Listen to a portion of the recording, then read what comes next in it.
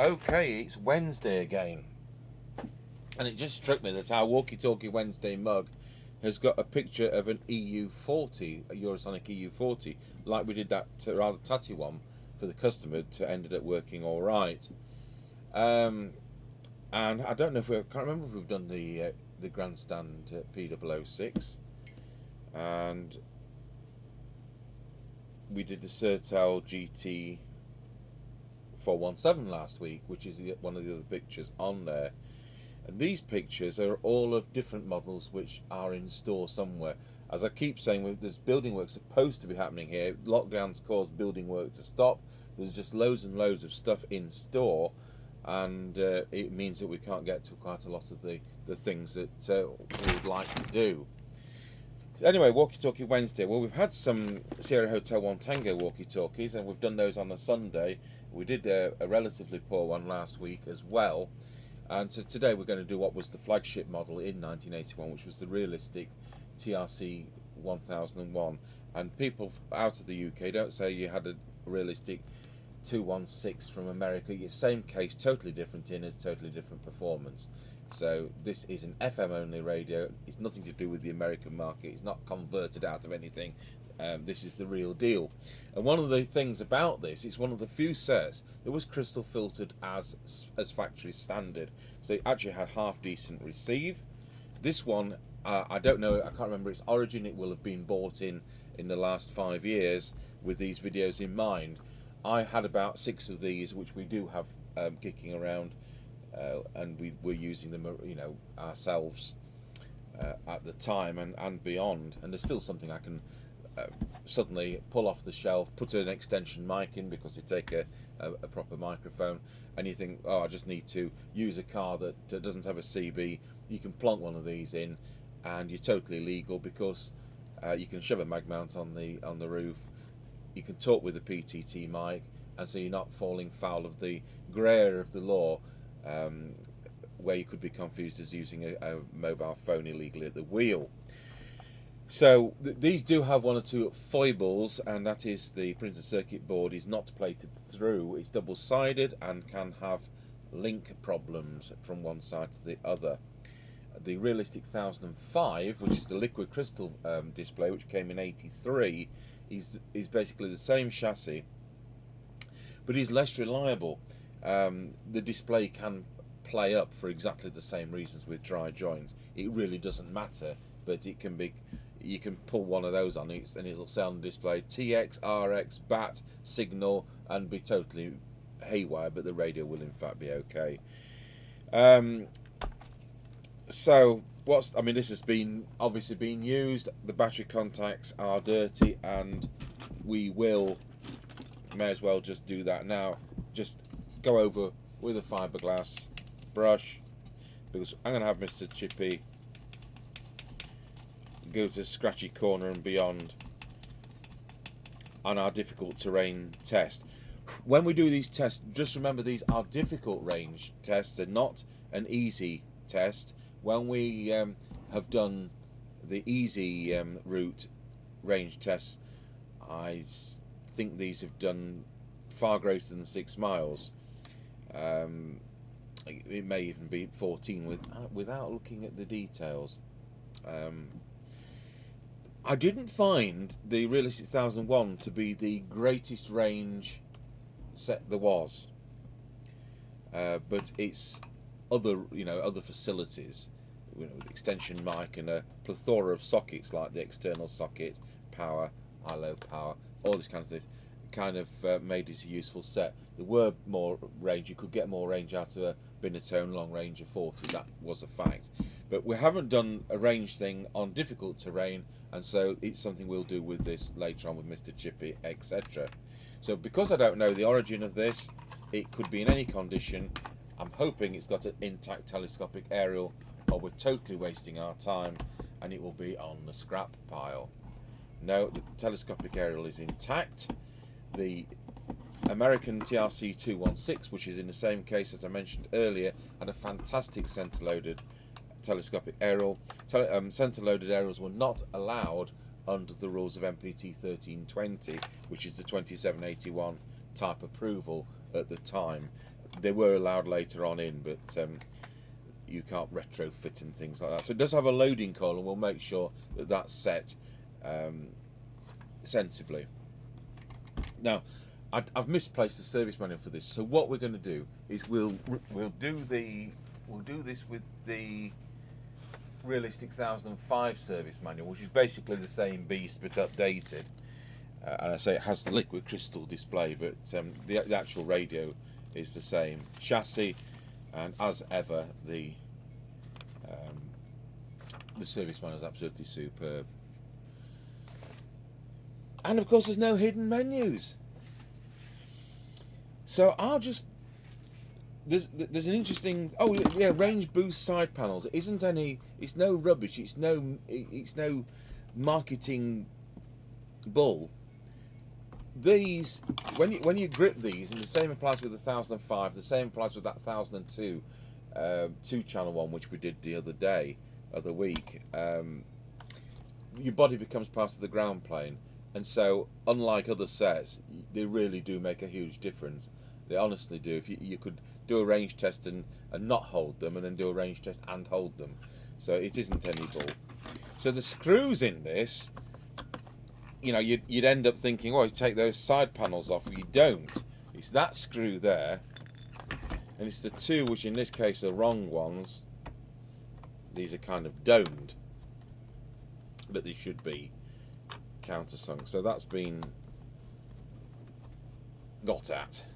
Now the audio output chip has been unobtainable for a very long time officially, but I did get some from China recently, and sometimes if these get reverse polarityed and the protection diode is zapped, you know, somebody puts external power in, doesn't use a fuse in the lead, gets it the wrong way around, and you end up zapping the protection diode, it will destroy the audio amp like a lot of radios, and that's been unobtainable for quite a time. The front cane comes off like that, and we're left with a half decent speaker, and these were made for Tandy's by GRE, like that little 2-channel one. And this is the later version, and the later version has this transmit power preset in it, and the early version didn't. Now, when I said we didn't have the best test results for range, it was a Mark 1 version, and it didn't have that, and it's a possibility that these work better. So we've got the service manual. We're going to connect it to 12 volts because once again it's one of these radios that you put 10 rechargeable batteries in, or you put 8 throwaway batteries and 2 dummies, making up the 12 volts. You do not put 10 throwaway batteries in and give it 15 volts, or that would be another reason to kill the audio IC, which lives somewhere down here. It does. You have an electret microphone there. Yeah. That's a low power equivalent to the MC3357. In fact, on this version it is an MC3357, so this gobbles the juice a bit more. Your crystal filter for the receiver is down there,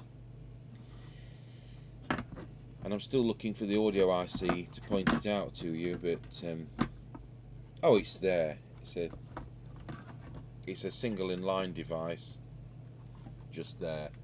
So because I don't know, as I say, I don't know what the origin is, we're going to power this up, we're going to go through it. The phase lock loop is under that, in that tin can, so if we will just pop that off, because chances are we're going to just need to pull up the frequency.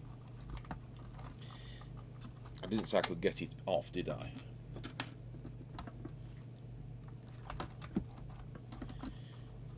What's happened is that it's got stuck to the display board.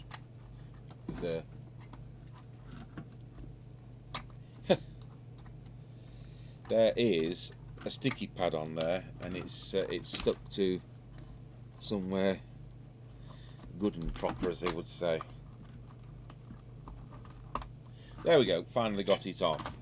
And so inside there we have the phase lock loop IC, the reference crystal, VCO coil, and the frequency adjustment for the reference oscillator there. So I've got that off already. So we're going to power it up from the 12-volt socket, and hopefully, I've seen on the floor, because most things live on the floor, I've seen on the floor a proper Realistic with the locking in mic. So we'll be able to do all the PTT through that external mic. So there'll be none of these silly crocodile clip leads, because on the top of the radio you've got an earphone socket, and we've got everything we could possibly want to connect it to the test equipment, just like a full-size CB radio. So I think they're 3.5 watts, so don't get all excited and think they're 4, because they're not. It's possible the 1005 is supposed to be 4. Yeah. No, they are a 3.5 watt radio, and it clearly says so there. You can let it go at 4, but it's 3 to 4 is its limit spec. One of the reasons, I mean, the difference in range between 3.5 and 4 watts is so negligible that, you know, I don't want people to think there's any difference. It might be 3 feet or something. It's just ridiculously tiny. It's like if you went into a hi-fi shop and listened to a 3.5 watt amplifier, and then you listen to the same record on a 4 watt amplifier, you won't hear any difference. So it's a lot of this is bull. And one of the good things about picking 3.5 watts is it makes a huge difference in power consumption. For example, it could well be true that on transmit at 3.5 watts it's 700 milliamps, but if on transmit it's 4 watts, it's 1 amp. You're drawing, you know, all that, a third more current. And this is a time when nickel cadmium batteries were 500 milliamps, so 20 minutes on transmit, and this is flat. So obviously they get through batteries. And the sensitivity is supposed to be what? Well, they've gone for the 10 decibel cyanide, which is a bit cheaty, because that's the easier to attain one. We're Radio Cruncher and I are sticking to 12, and some of the industry uses 20. So that's why I give 3 figures when I do these.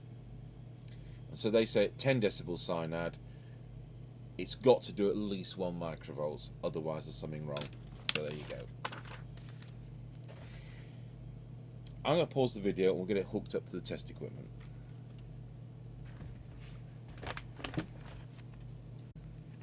Right, so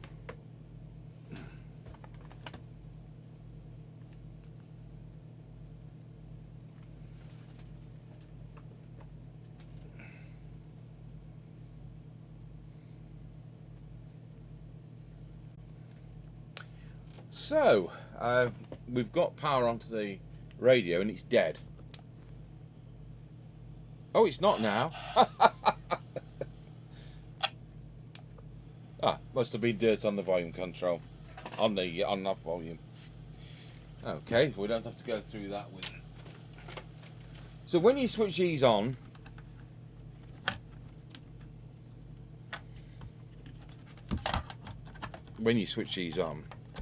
or is it our adapter plug that's being iffy?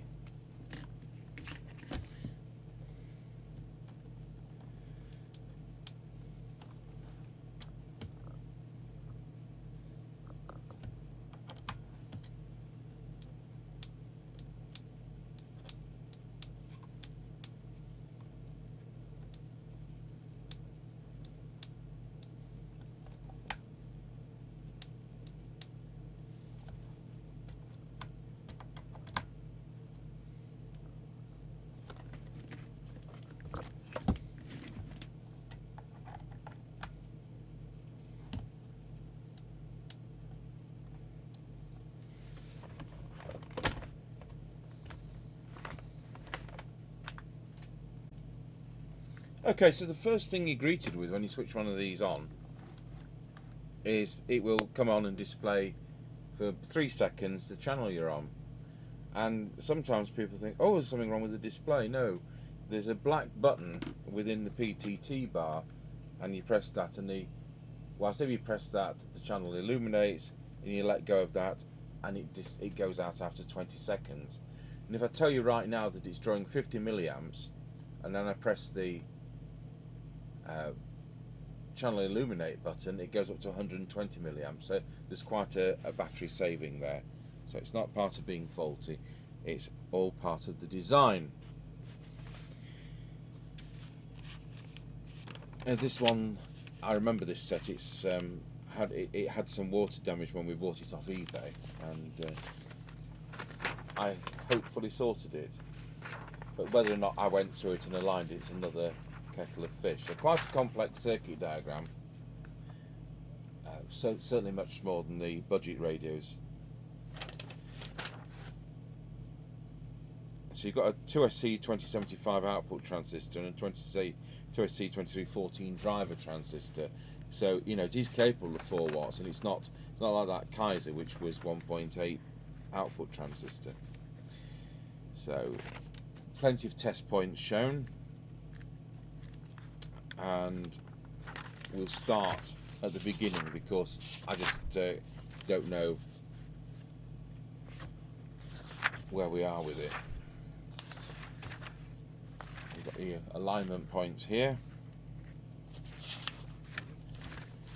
and here's the alignment chart. And so the first thing we need to do is select channel 20, and with an electronic voltmeter we're going to do test point 3 and adjust L2. Let's just look where L2 is. That's the one in the can for 3 volts. So test point 3. And test point 3, when I find the right, I could do with photocopying a few of these pages. We're going to be thumbing backwards and forwards, I can see. Test point 3, when we get there,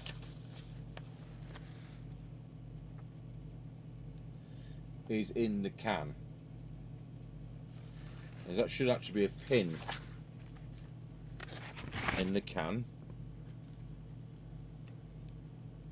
So I'll put my meter on, we'll widen the camera a bit.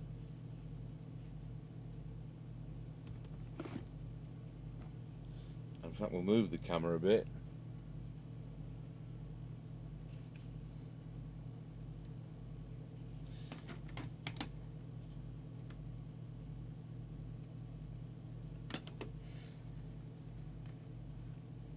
And there is, I'll just put the earth into a suitable hole in the case.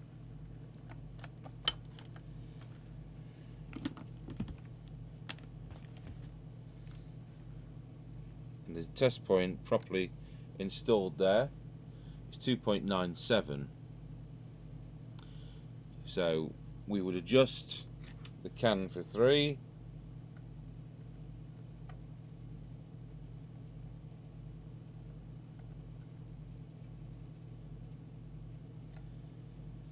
That'll do me. I mean, of course it was all right as it was. So now we'll go over to transmit, and it needs to be 3, and actually that's quite a bit out. And this time we adjust trimmer capacitor 1. Trimmer capacitor 1, I'll just move the camera across. You've got the synthesizer chip, the LC7137, just there, and it's a trimmer capacitor there, whereas the trimmer capacitor down here next to the crystal is of course setting the frequency. So we'll go back to that test point, which is there. We'll go into transmit. I might have been better putting the PTT microphone on.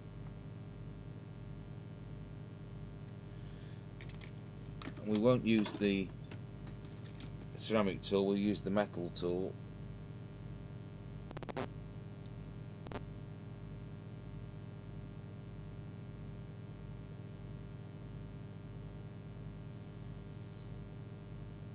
And there we have something which is approaching 3 volts. I'll get it right somewhere near. So I think this radio as it came was in danger of dropping off transmit on some channels. So I'll go back to receive, we're still at 3, going to transmit 3.18. I'll tell you what, it's pegging my needle. I'm going to put the camera on here, but it's doing 3 watts straight away. So, and that's through a bit of an adapter tree as well. So that's done that. So that's your VCO. So we put the meter on one side because the radio is actually working, of course. So the next thing, they have you adjust the frequency with the frequency counter at test point 6. We're not going to do that because we do it off of the transmit, and I'll just tell you right now what that is. It's 2779117, so it will need to pop up a fraction. So I'll set the other camera, and I think we'll do that right now. Okay, so I've put it on camera 2. I can't be bothered to connect camera 3. So that frequency 2779125. So we'll just pop that up to 2779125. This is neither here nor there, and it's more on frequency than some new sets are. Some new sets that are unadjustable.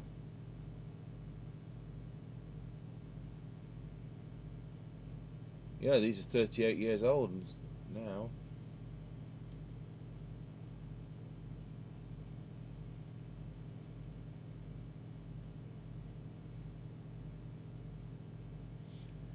I think that's about as near as we're going to get it.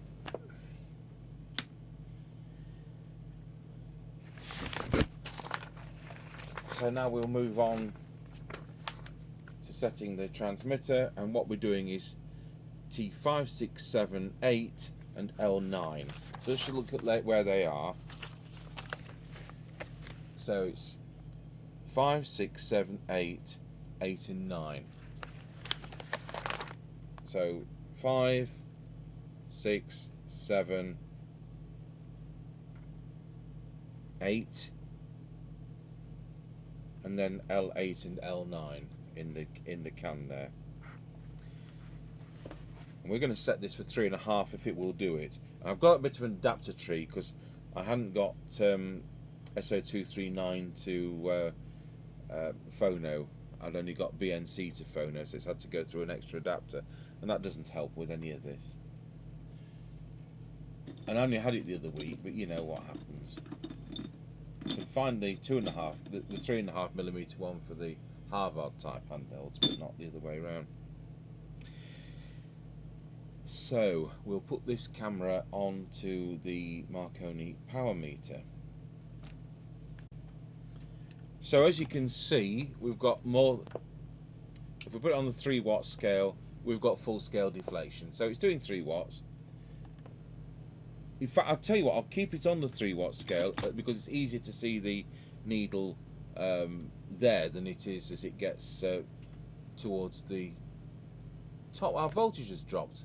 Oh, we're going into current limit. We're playing that game again. That's better. There we are. So it's doing 3.1 watt.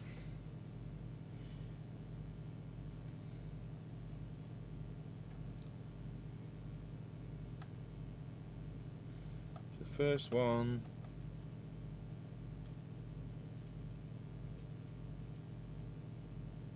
Second one.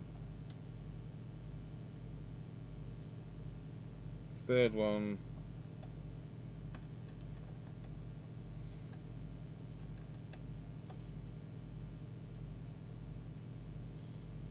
Fourth one. Power slightly dropping as it warms up, which is normal. Just look for that green tool. Do you know what? It isn't the green tool on these radios. I said we sometimes use one of the others, and we do.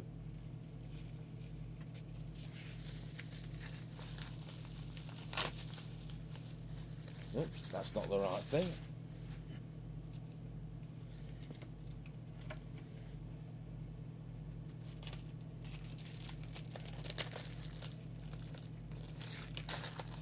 think it's the yellow tool for...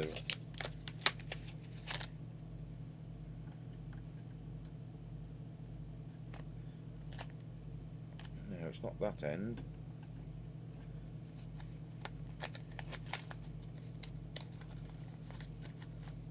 Is it the red one?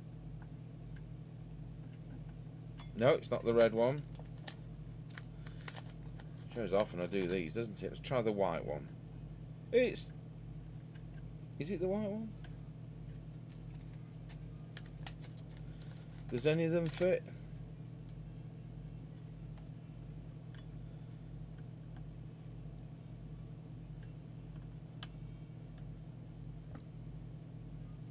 That's broken, which is...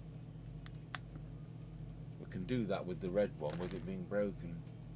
So that's the next one.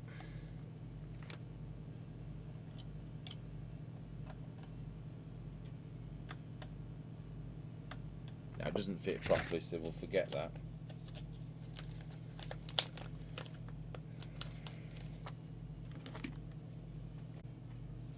Or it could be an old tool that we've used forever.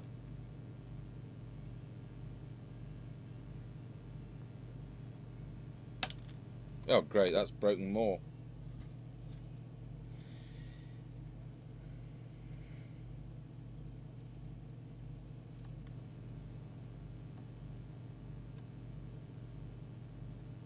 I'm glad it's not a customer's set.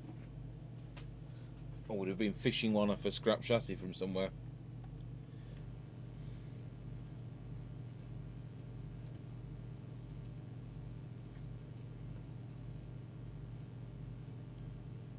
So that's brought it to shade away from 3.5 watts. And just see whether we can pop it up that bit more with the preset. And the answer is no. So it's doing about 3.3 watts, but it's going through this adapter tree, so it's difficult for me to judge precisely with that situation. So we're about where we should be, to be honest, and we're on 12 volts exactly. I'll tell you what I will do, I'll just pop that VCO cover back on. So I've turned the power off. It's quite a faff to kind of get in and back on its correct position. I've even come across these with it missing, and that doesn't help at all. You can end up with hand capacitance affecting it quite severely, with it being a plastic case set, as most are. Okay, the next thing they want us to do is to check that low power is between 0.1 and 0.4 watts.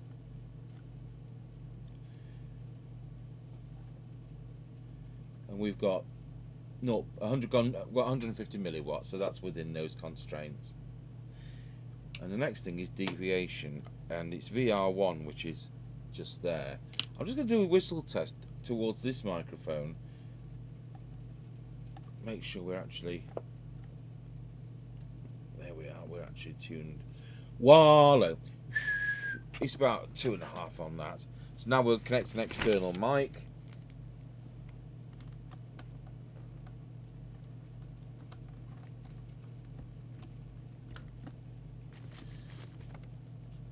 And we'll do our usual method because we can on this. So with the oscillator.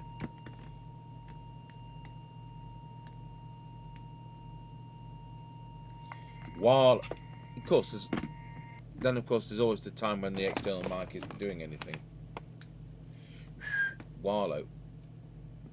Well, of course, here's the conundrum, isn't it? Is it the mic that's faulty, or is it the switching arrangement that's faulty on the radio?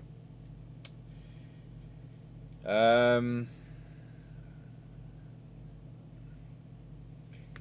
tempted to try another mic first. What I've done now is to plug in the microphone which we made up for the Realistic 3000 base station. And now, wallow, I have got deviation. So we'll bring back that meter. I fixed the microphone behind the scenes. It's about where you'd expect it to be. Wallow. Yeah, it's exactly where it should be. Between 2.2 and 2.5. and it's set there. It's VR2. The manual would have you set it for 1.4 to 2, which is too low really. Okay, so that's the transmitter, because you've got no meter on this radio, so we're all done. Let's go over to receive, and straight away we're listening to 1 microvolt. So I'll now put on the oscilloscope and synad meter, and we'll look at those. So with an S9 signal on the signal generator, I'll turn the bench light off just to make the oscilloscope a bit better for us. Without looking at the manual, I suspect the detector coil to be there, and I'm right. So that's peaked it. We've got a little bit out of it. Now we'll move the camera over to the synad meter and tune up the receiver. Whilst I was doing that, I actually found the right adapter, which is exactly where it should have been. Let's just go back. I'll just go back and transmit.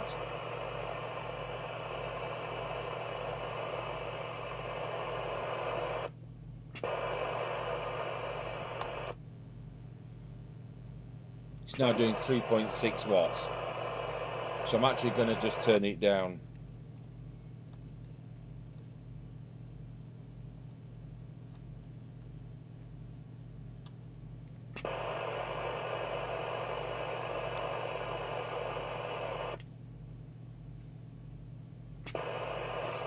There we go. So these adapters do make a difference, and that's why I wanted to revisit that. So yeah, 3.6.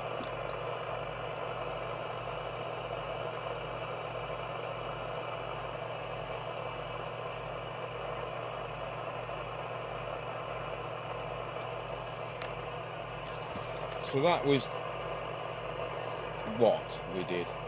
T4, was it? I think it was T4. So it looks like we're going to be doing 12, 1, 2 and 3. Oh no, 12 is the 54 meg trap for transmit that you do on the spectrum analyzer. 1, 2 and 3 I think is where we go. 1, 2, 3 and 5.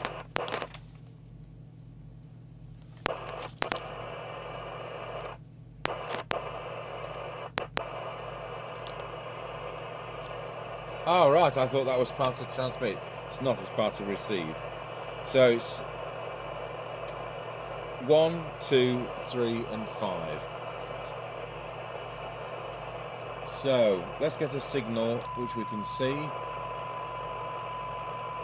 There we're about 4 decibels. At the moment we're listening to 1.8 microvolts.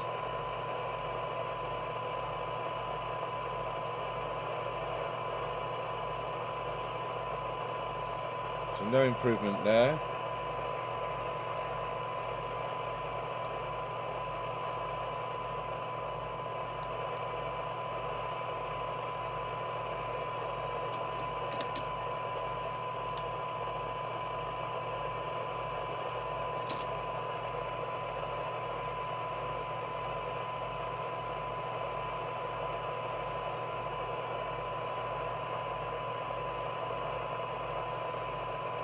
Nearly.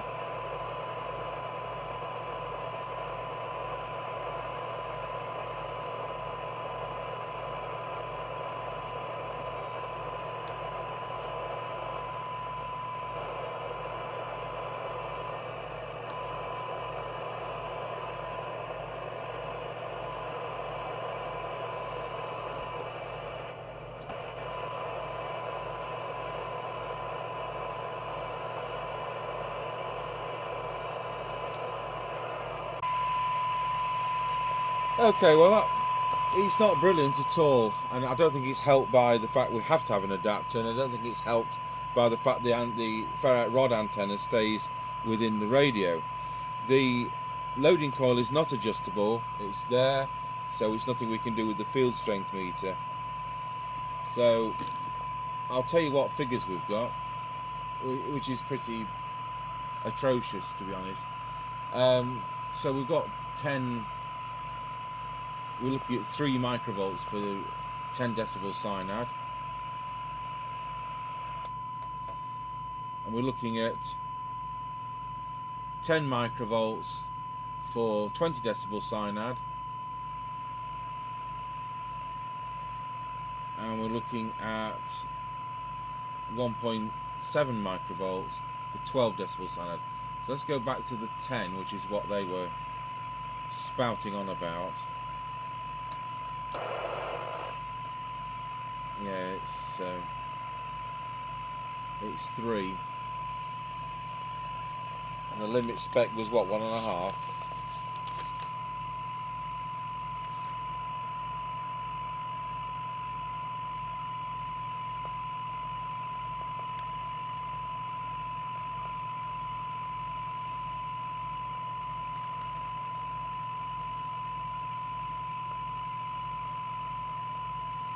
Yeah, 1.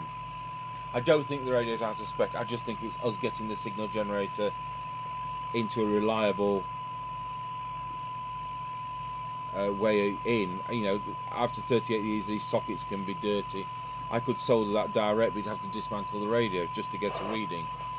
So, you know, if I touch that rod antenna, it's going to knock it for 6. So I just think there's a culmination of things which cause us to be unable to give a true reading. So not really what's. Let's just touch it on the rod antenna, and then we've got no earth.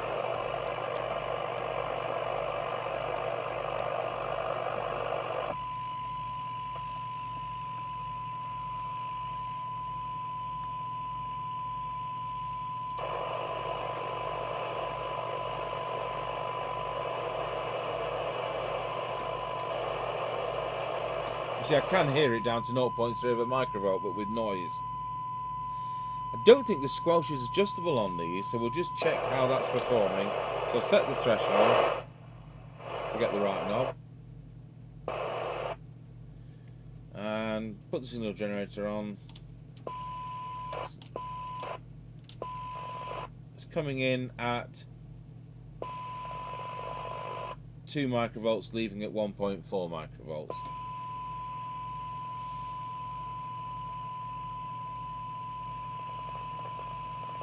Just look at that 10 again.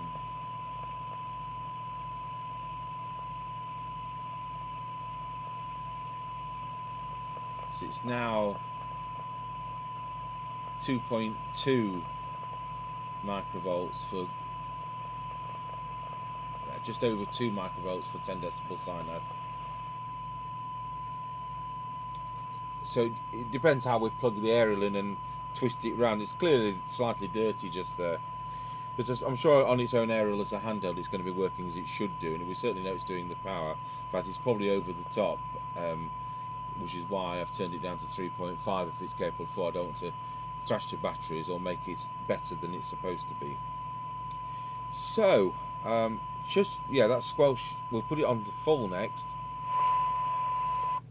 Squelch to full, comes in at 10 microvolts, which is a bit weak, but I'll just check it's adjustable. I don't think it is.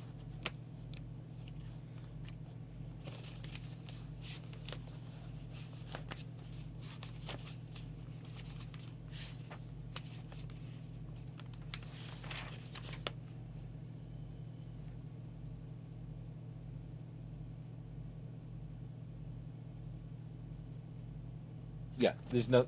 That's it. It just tells you to test the squelch control, and we've done so. So that covers that. I'm just going to put this back together. And no, I won't put it back together. We'll just plug the aerial in with it as it is. So we'll swap the test equipment. And we can do this, we can do a test with this like we usually do, hopefully, on the bench.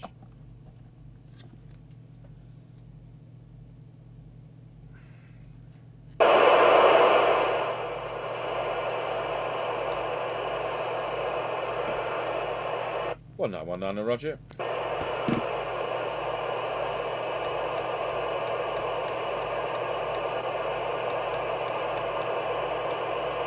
You'll notice I go through the channels, it's instant.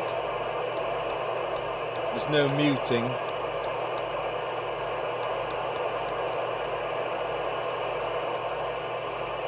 And there's nothing we can hear out there at present.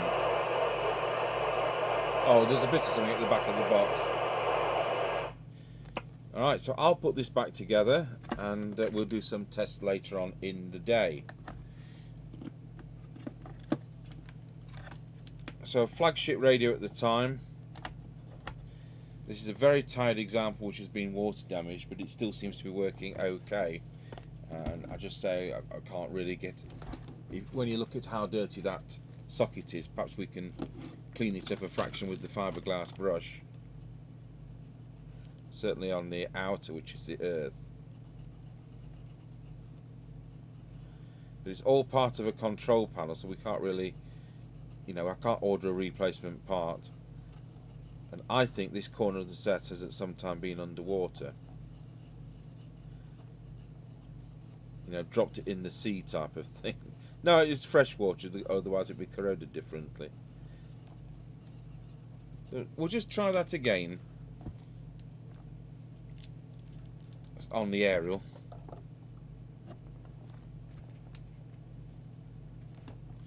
Oops, I need an earth.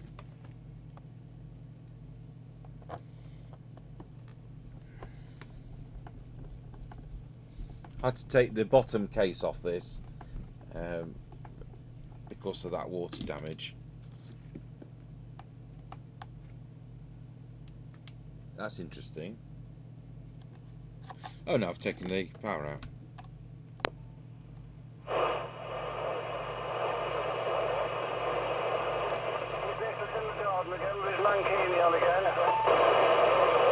There's a breaker in the garden with his mankini on. Oh, that's all good then. That's all good. Have you took your leg out with you so you get the same colour as the other one? Okay. Well, that's livened it up a bit, hasn't it? I'll just go back to the test equipment. We'll just see whether we get any different sensitivity reading.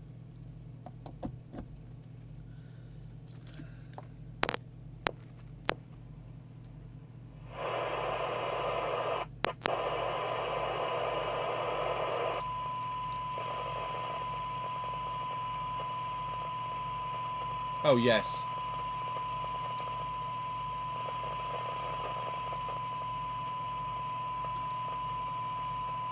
Yeah, 1 microvolt for 12 decibels for 10 decibel cyanide. Well, just goes to show. So dirty earth. 12 decibels cyanide, it's 1.5 microvolts. 20 decibels cyanide, it's 3 microvolts. So yeah, it's within manual spec now.